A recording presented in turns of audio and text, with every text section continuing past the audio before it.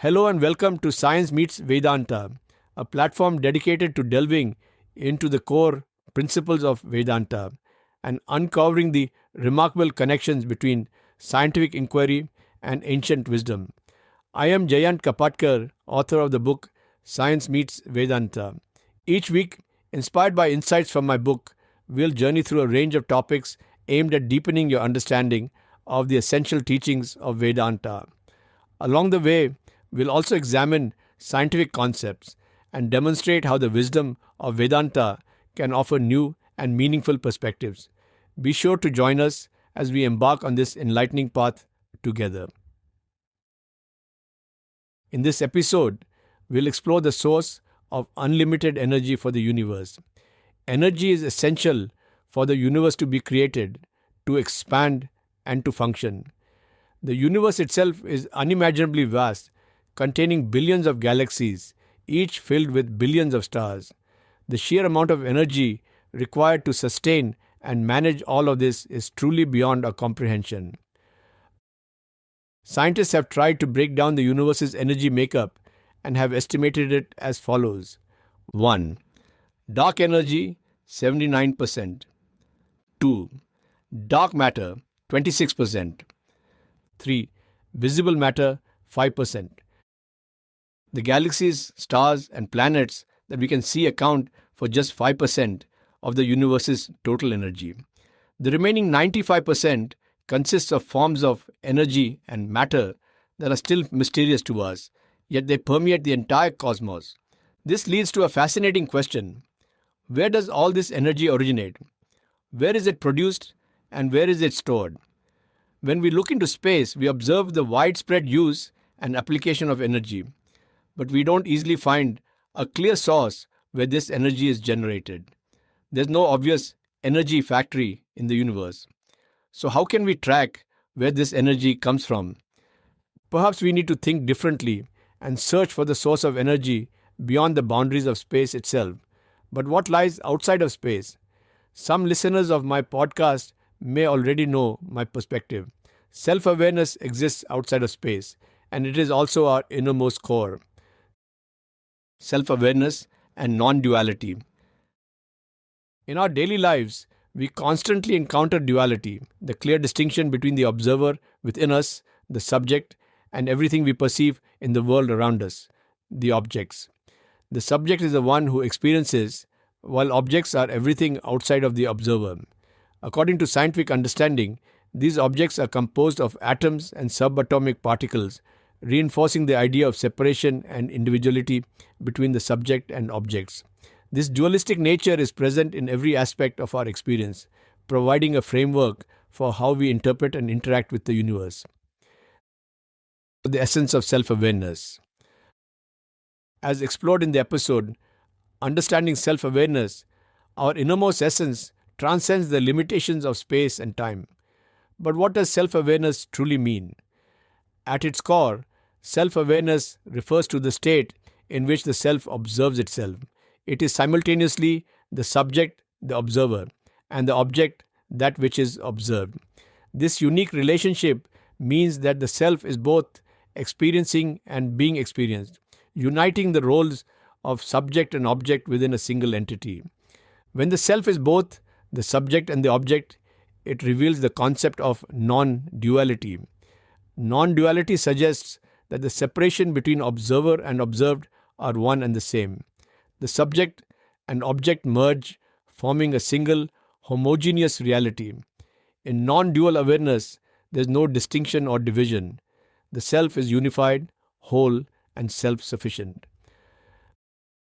How is it possible for the subject and object to become one unified entity? It is not easy to understand and comprehend this.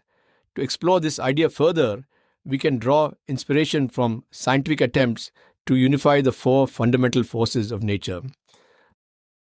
The four fundamental forces of nature. Science teaches that there are four fundamental forces in the universe. These are as follows. 1. Electromagnetic force. This is a force which repels particles with a similar charge and attracts those with the opposite charge. Two electrons with negative charge repel each other, or a proton with a positive charge is attracted to an electron with a negative charge. The force behind the attraction and repulsion is the electromagnetic force. 2. Strong nuclear force. This force operates only within the nucleus. Logically, the two positively charged protons in the nucleus should repel each other by electromagnetic force. However, there is a strong force which holds similarly charged protons together in the nucleus. The strong force is 100 times stronger than the electromagnetic force, and it overcomes the repulsive force. 3. Weak nuclear force. The weak force also operates within the nucleus of the atom. In atoms with a high number of protons and neutrons, the nucleus can be unstable. In such unstable atoms, weak force facilitates the decay of the atom. Radioactive decay is the best example. 4. Gravity force. Gravity is the most common force, which allows the attraction between any two objects. A lot is known about the effects of this force, but little is known about the cause. Physicists think that there is a force particle called graviton which mediates this force. The property of this force particle is known, but unfortunately this force particle is yet to be discovered.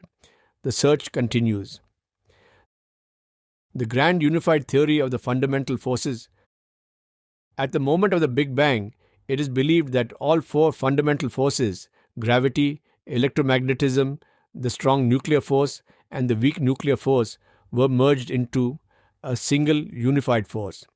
These forces originated from one source, and the quest in physics is to uncover this singular origin. The prevailing idea is that by raising energy levels to extremely high values, scientists might be able to identify and unite these forces into one. Significant progress has been made in this pursuit. For instance, physicists have successfully combined the electromagnetic force and the weak nuclear force into what is known as the electroweak force.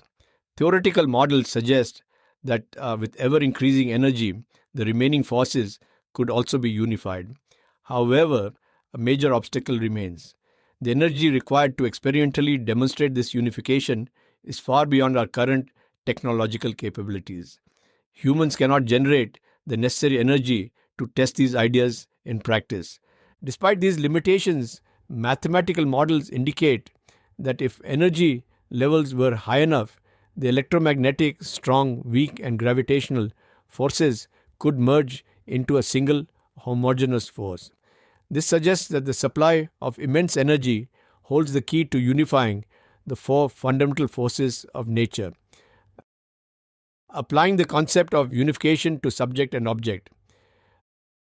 Can the same principle of unification be applied beyond physics, specifically to the relationship between subject and object?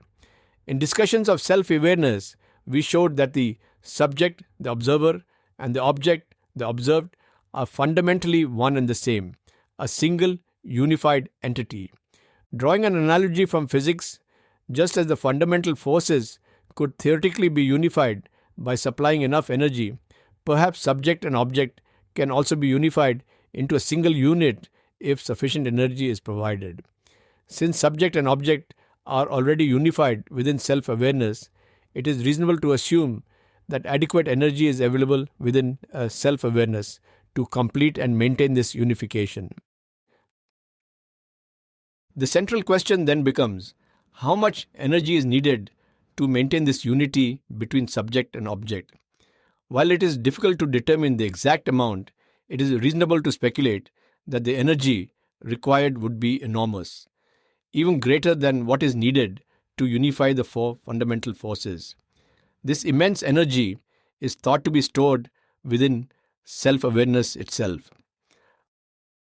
Einstein's theory of relativity and infinite energy.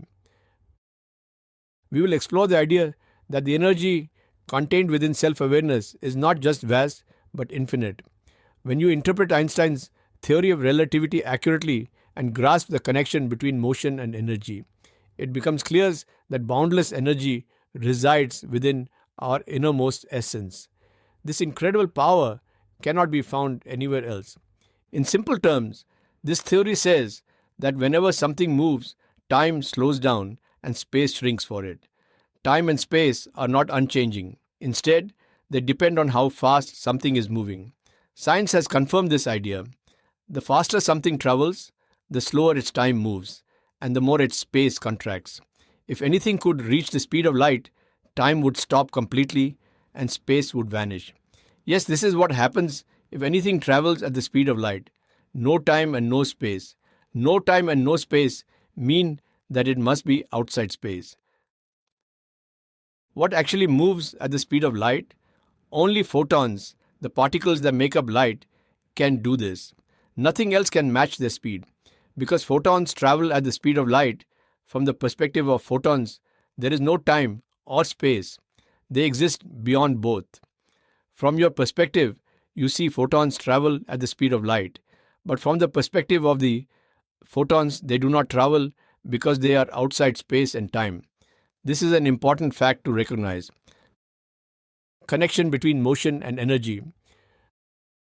We all have learned in our physics class that when something moves, it gains kinetic energy, and as its speed goes up, this energy increases even more quickly. Finally, if an object could reach the speed of light, it has infinite energy. So photons, which move at the speed of light, seem to have infinite energy, and this exists outside of time and space, within what we might call our innermost self or mind. Nature creates a fascinating illusion. We see photons with no rest mass moving at the speed of light, but from the photon's own perspective, they aren't moving at all. They possess infinite energy and are located outside space. Self-awareness, which is outside space, is within us. Yes, there is infinite energy within self-awareness. How is infinite energy activated? Infinite energy resides within the state of self-awareness. But how is this boundless energy brought into action and utilized? The simple answer is that it is our ignorance.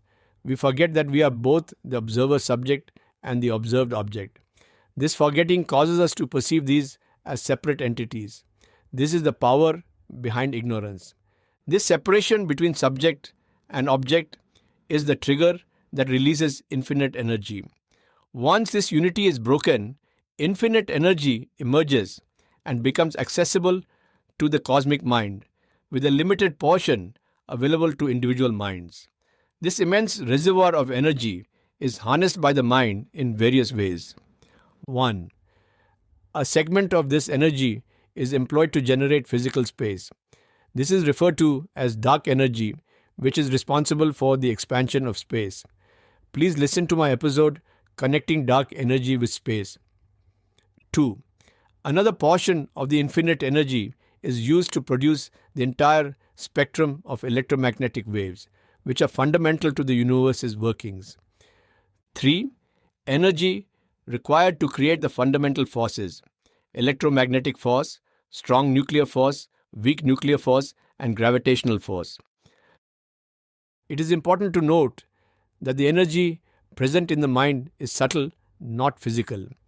This subtle energy belongs to the subtle universe, a realm that remains largely mysterious to us. Whatever the format of the energy in the mind, it is a fact that the source of the infinite energy is self-awareness. Self-awareness is the ultimate source and foundation of this limitless power. We hope you find this discussion on the origin of the universe's limitless energy insightful.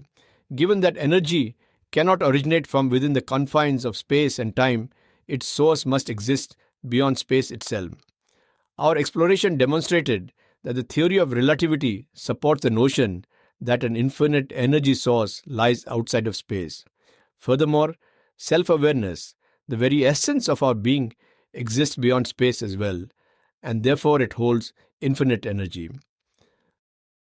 If you are interested in delving deeper into topics like this, we invite you to explore our blog at vedantaandscience.com or discover more in my book, Science Meets Vedanta, available on Amazon. Additionally, we offer a growing library of episodes covering many different topics. Feel free to browse through them at your convenience. If you enjoyed today's episode, we encourage you to share it with your family and friends. Don't forget to subscribe to our podcast so you never miss an upcoming episode. Thank you for tuning in. We look forward to connecting with you again soon.